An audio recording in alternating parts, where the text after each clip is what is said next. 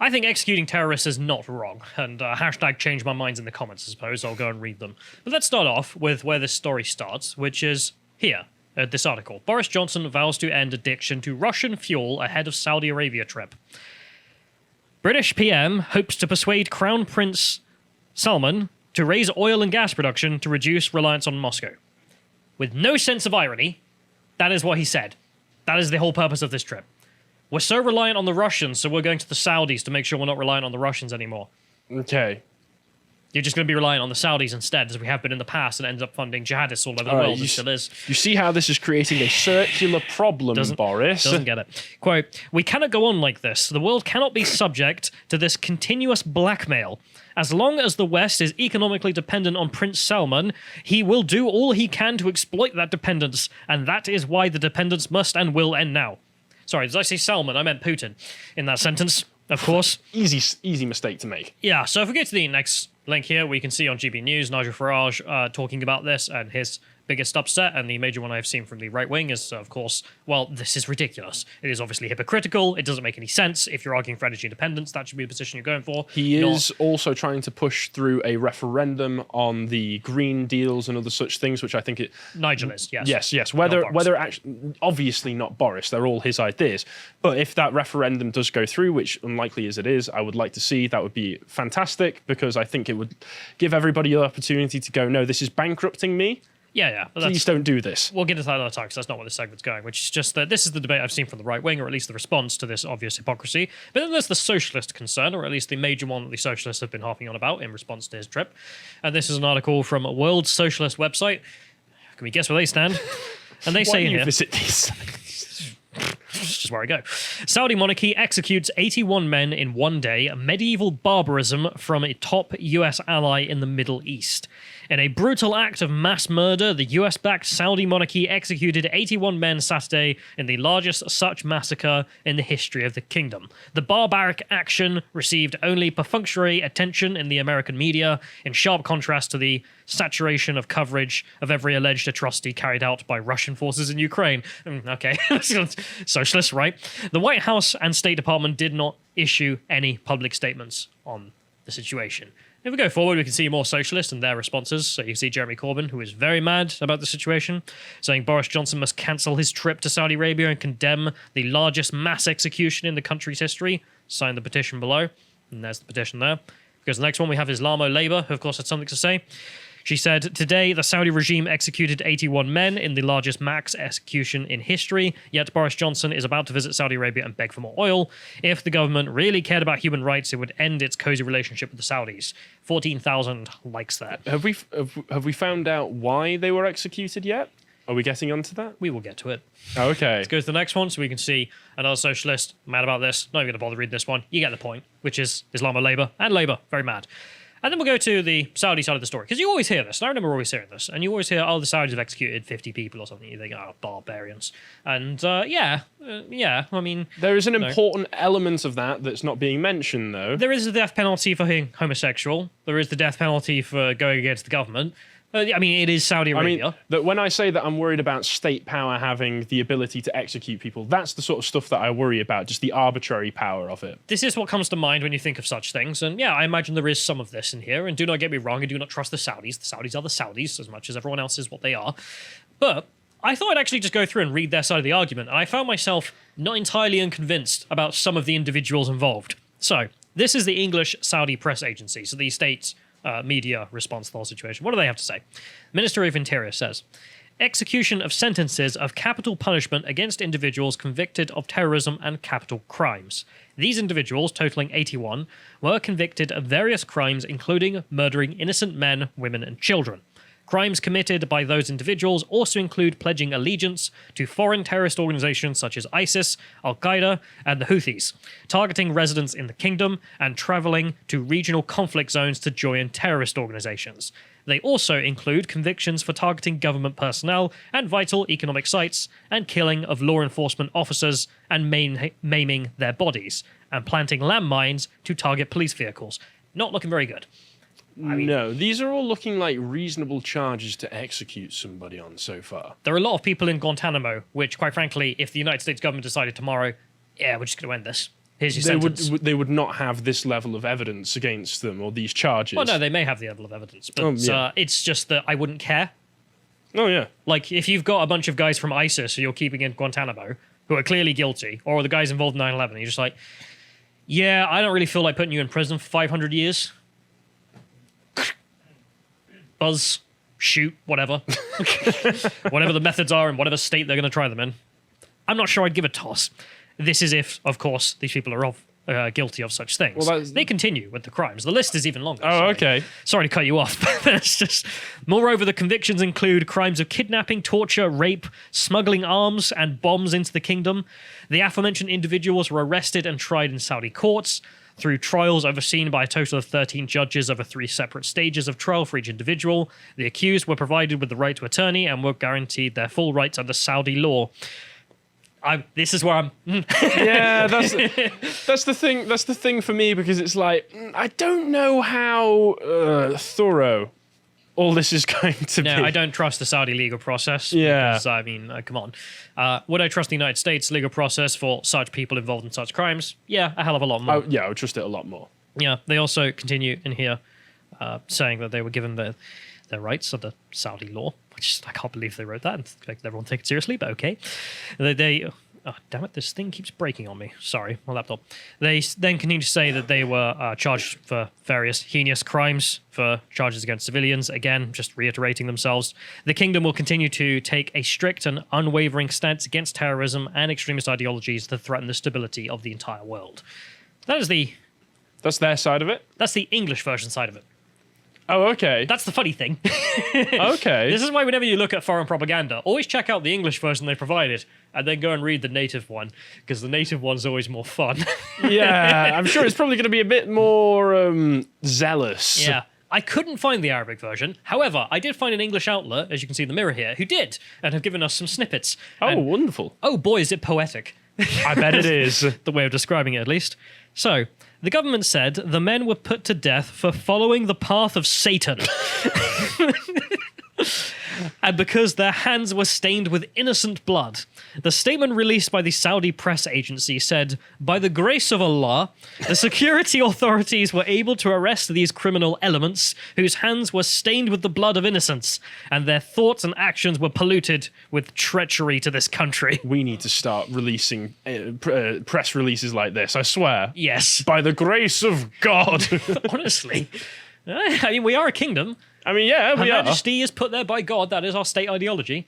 Yeah, I mean, it sounds fair to me. If legal documents were written like this, I would be able to take them seriously. I want the Queen herself to be swinging the sword on the execution.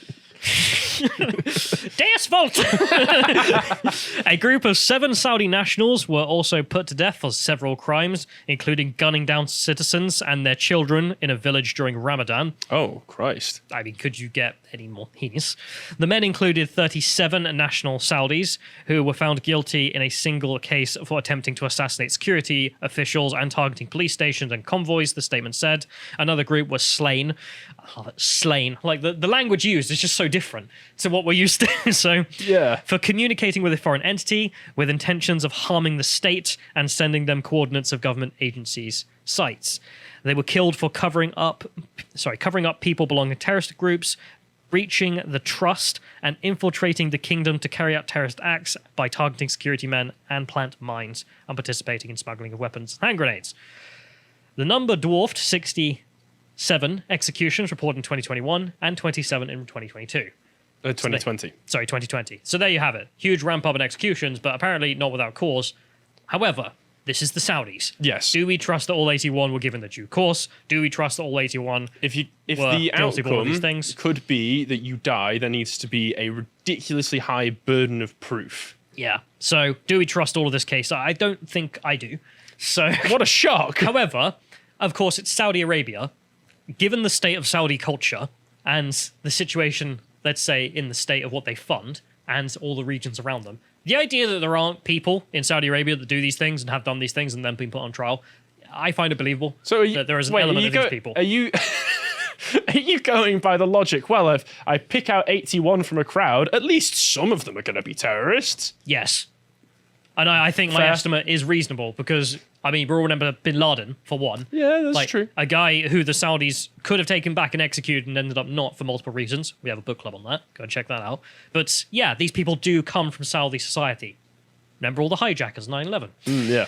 Yeah, so if we go to the next one, we also have another reporting on this time from the Gulf, and this is some of the people involved in this, or at least the charges against them. 2 Saudis executed for killing mother who tried to stop them from joining ISIS.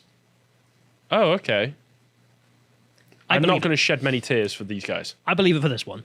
The duo were among the 81 put to death on Saturday in the kingdom's largest mass execution. The brothers' crimes date back to July 2016. Driven by radical beliefs, they allegedly killed their mother after she tried to stop them from joining ISIS in Syria in a case that outraged Saudi society. Fair enough. Quote, the only thing we have established is that these twins follow Takfiri ideology, the ministry said. Takfiri is when we're both Muslims. Are we? All right. Just say we are for the sake of argument. Great. And I say you're not a real Muslim. I takfir you from the religion. You're not really part of Islam anymore. Okay? Just for people who don't know. Does that make me a Takfiri or you? I'm the Takfiri, but I've Takfired you out of the religion. But the Oh, punishment God. for leaving the religion is death. So you immediately get to kill me. That's allowed. That's the ideology. So Okay. they have that position. Right? All right. According to the ministry, using a phrase which Saudi authorities used to refer to Islamist militancy. The case is under investigation, said a spokesman, who declined to give further details. This is funny because they've been killed, like they've been executed, and the ministry's like, Wait, "Yeah, no. we're still investigating the situation." It's We'll like, clear them. We'll clear them at the funeral if we have to. like, the minister is holding up the head of the twin, and the blood's pouring out. He's like, "Yeah, we're still investigating." Yeah, don't worry. We'll give you a fair trial, bro. Don't know what that one's about, but okay. In a statement after the attack, the Interior Ministry said that the twins, Khalid and Sila al-Orani, were allegedly on suspicion of stabbing their 67-year-old mother, Halia, their 73-year-old father, and their 22-year-old brother at a family home in the capital of Riyadh. They stabbed their mum to death, their father to the point of hospitalization, 70s, And their other brother. and their other brother because they were trying to stop them from joining ISIS. The mother, who died of her wounds, had objected to her sons joining ISIS in Syria. The father and brother were in hospital in serious condition, while the alleged attackers were arrested trying to flee across the border to Yemen. Okay, see, with this, I don't distrust that all of this is true, and they probably did this. I can imagine this happening in Saudi Arabia. Yes, I can absolutely imagine. It's just the killing them and then finishing off the investigation. That is the only case where I'm like, "Yeah, well, it's it's the process that I care about more than anything. I don't Because I can easily see how under that you could get some innocent people killed, and then they go, "Oh, we'll still investigate. Don't you worry about it, love." I don't trust the Saudi justice system. No, as we've made not at clear. all. However, you may think, well, in the UK, you may still not agree with me, but this is the thing that changed my mind, because I used to be anti-death penalty completely. As did I, to be fair. The thing that changed my mind fundamentally was the Reading stabber. So, if we go to the next image here, you can see we gave him the death penalty in the UK. We gave him a whole life prison sentence. That is the rest of his life in the UK. This isn't some flimsy 17 years. That is, he will never leave prison. He will stay there until he dies. Yeah, that is death by prison. That is absolutely death by prison. As you are implying. And I can see how, in this circumstance, it sounds like we're probably spending quite a lot of money on just keeping him alive for the rest of his life when we know he's going to die anyway. So I made this argument before, for people who don't know. This is a chap, refugee. Needed so much refuge, didn't he? Came over here, ended up becoming a terrorist, was put in prison for terrorism offences, and then upon release, immediately went out to Reading Gardens, Forbury Gardens, and stabbed a bunch of gay guys to death, and then handed himself in. So it was like, okay. So then he was given a whole life order. We've got you on camera. We've got an admission. Did It's he not you. tell them about his trans penis? He didn't, funnily enough. No, I shock. wonder if he'll convert in the next few months. And But surely this is one of those little girls that I see coming across on the channel. the evidence is so high that we gave him a whole life order, death by prison. In which case, quite frankly, I'm not opposed to the death penalty for these people. And then I thought, for the rest of this, in case you still don't agree, well, fine, we'll still enjoy each other's company, because I thought we'd end this on some memes. If for no other reason, then I just find it fun. Because there's my argument. It's not a Callum segment if we don't end with some memes. No, I've made my political argument. I've given you the information. Now let's have a laugh. Let's laugh at some memory TV. Now, for all that dark topic, let's have some funny times. So let's end off with just some stuff, and stop me when it's no longer based. Let's play that game. We'll start off with this meme. If women was to start driving in Saudi Arabia, things would go from bad to worse. Yeah. Oh, have we ran it through the simulations? Let's put it in the machine. I'm just saying we should give it a try. Why don't we pump all the gas in little? Let's go to the next one. So we have another example here. The Americans, I'm sure, will be in much agreement. Here's your pocket money. Go and buy yourself a gun. Now that I stand by. That's based. Everyone should be armed in a free society. If it goes to the next one, this is, of course, a meme on a meme here. By Allah, behave yourself, or I'll give you a taste of my shoe. Some people need it. And then we go to the Democratic debate, or at least a Democratic debate. I don't know if we could zoom in on this, John, because people won't be able to read the text otherwise. So as you can see, the Democratic Society debating here. I will chop off your tongue if you talk about Saddam. Eat S. I will talk about Saddam. The Democratic Club, and then they just come here, you son of a bitch. do they just disappear off camera because they're engaged in fisticuffs? Yeah, the guy running the station hits a button, and it takes it back to like the outro screen. That's like a Simpsons skit, technical difficulties or something. Eat S, you son of a bitch. Wallah Saddam. La la.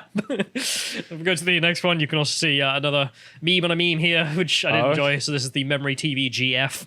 So that Erdogan chick is a whore, so is her country. Very based.